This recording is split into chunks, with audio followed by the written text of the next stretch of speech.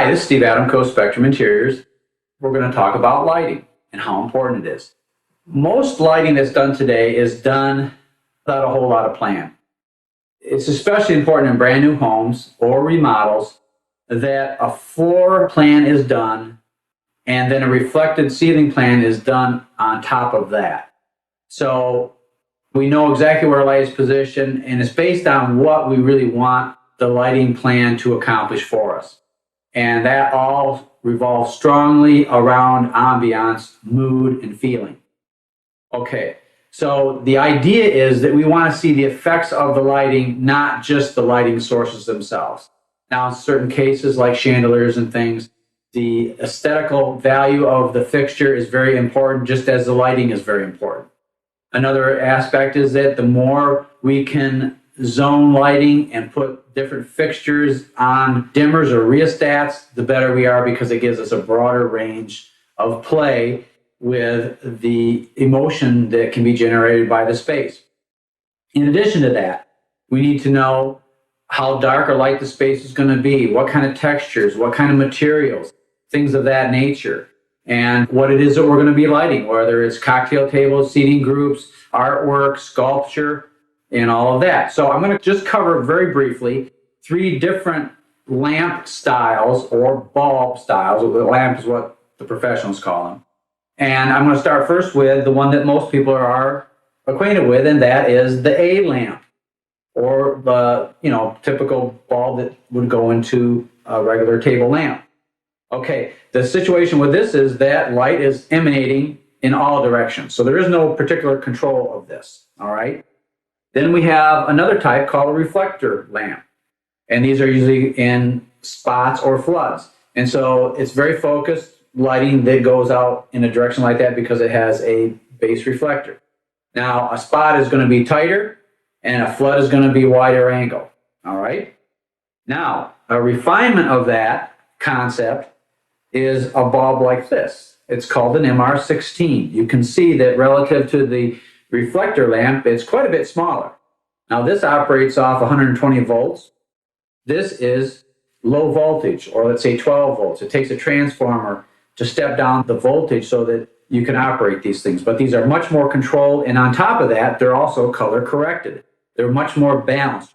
When I say color corrected, we're talking about the color circle, the rainbow, all of the colors that you have. It's very balanced in the warm and cool spectrum, and so it renders cool colors and warm colors very equally. Okay, that's why they're used in jewelry stores, because a diamond splits light into the colors of the rainbow, and that's part of what they call fire. So they want those gems to have a lot of fire, a lot of sparkle, a lot of color. These types of fixtures or bulbs accomplish that.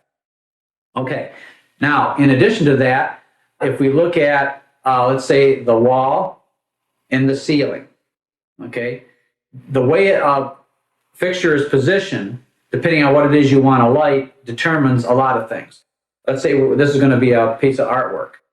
And depending on how low or high the ceiling is going to depend on where we position that lamp and what angle we attack it from, so to speak.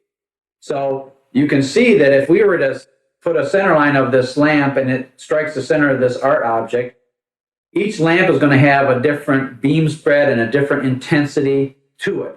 Okay, so we would have to determine, well, how much light do we want to put on this surface or this artwork? How far away is the source going to be? What's the beam spread? How tight do we need this? Like if we need more control, then that MR16 lamp comes in, narrow spot, flood, things of that nature. So what we're trying to work around here is a concept called photometrics. Okay, photometrics is all about the performance of these bulbs, like beam spread, intensity. The further away light travels, the less intense it becomes. You get up close to a light that's very, very bright. You get way back from it. Obviously, it's not as brilliant or as intense. And you consider a concept very similar to the old-fashioned screw-on type nozzle on a hose. If you open it up, it just sprays out very wide and very gently. Okay, you can wash your car that way.